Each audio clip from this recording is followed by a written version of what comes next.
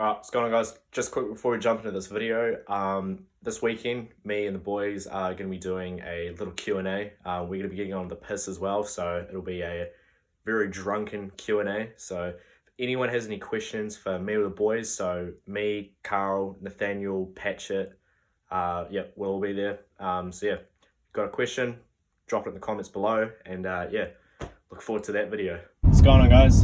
As you can tell by the title of the video, we are indeed picking up a new car. So I'm not going to tell you what it is yet, but it's got some significance to it. If you're an OG and you remember from videos way back, it's actually how me and this cunt met.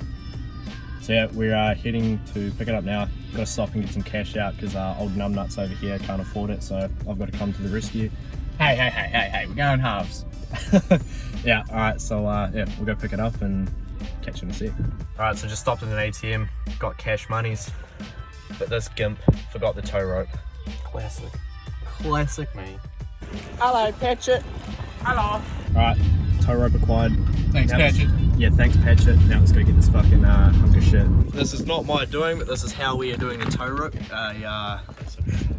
Hoary Carl Customs here to the tow ball, and then under the rad support. Should be right.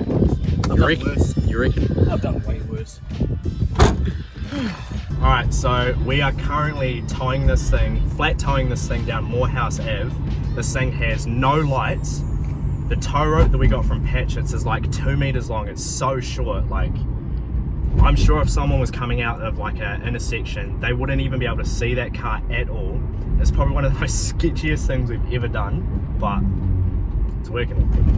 Alright, what's going on, guys? So it is after work on a weekday here. It's about a week after so what you guys just saw, and yeah, it's time to give you a bit of a walk around of this thing.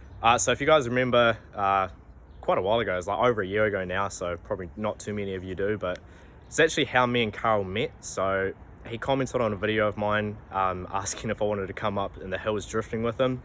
So never met him before, hardly ever spoke to him. He picked me up one night and we went out drifting, and that's where that Subaru drifting video has come from. And yeah, you can probably guess by now that yeah, he's brought it back, but it is very, very different to how you remember it. So yeah, here it is. Just look at the fucking state of it. So yeah, it's my old drift Subi. It's now yellow. Caden, street side. This is probably the best car that your banner has ever been on. Alright, so what's been done to it? Well, obviously besides the hideous fucking yellow paint job of it. Oh yeah, the front end was fixed because obviously old mate here stacked it, but we kind of fucked it up again. So someone's put a new front on it. Obviously they didn't do it very well. I don't know if their welds were terrible or what they used or whatever. But as we towed it home, around the bottom radiator support, it just ripped it back out. Yeah, so yeah, you guys saw how we were towing it, and tension wasn't kept going up to one light, and I didn't realize, took off a little too quick, and yeah, it was a bit painful when it happened. Got home. The noise was hilarious. I was laughing so hard. Yeah, the bonnet is shut too, by the way. That's how much it's kinked up. It was perfectly clearanced when we picked it up though. Like it was proper good like that. But we've twisted everything. Yeah. Good times. Well, are these the same wheels that it used to be on it? They Yes. are, eh? Yes, these are my old wheels that I refuse to get rid of. I just like them too much. It's got the tiniest little steering wheel now. The boost gauge is gone, very sad. And sick additions to the passenger seat with Sick all that mold. Sick mold. Make us nice and ill. This is a new motor. It's not the same motor, which is good because your old one's seized. Stay. Yes. So the motor that was in it, I drove home after the crash. It seized, had no water. Started up the next day though and ran fine. I don't know how, but whatever. Lots of nice red touches to it to go with the immaculate yellow paint job. It's disgusting. It's so gross in here. Ugh. Yeah, it's pretty hideous. And it's not like it's even been painted that well either. No, they just kind of grabbed some paint and went ham on it, it seems. Just took off little pieces they could.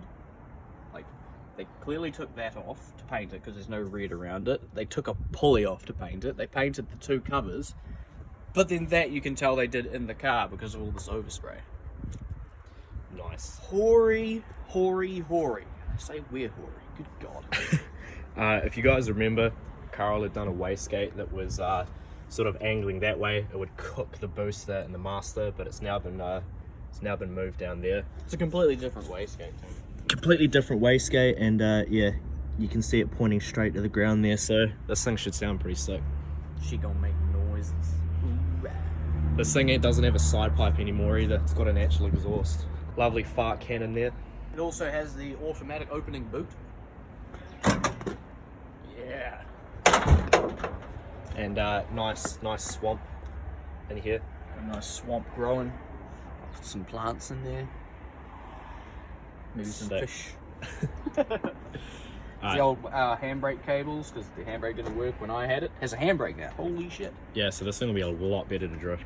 Yeah, so it's got some speakers and some lovely bird poop to go with the immaculate yellow paint job.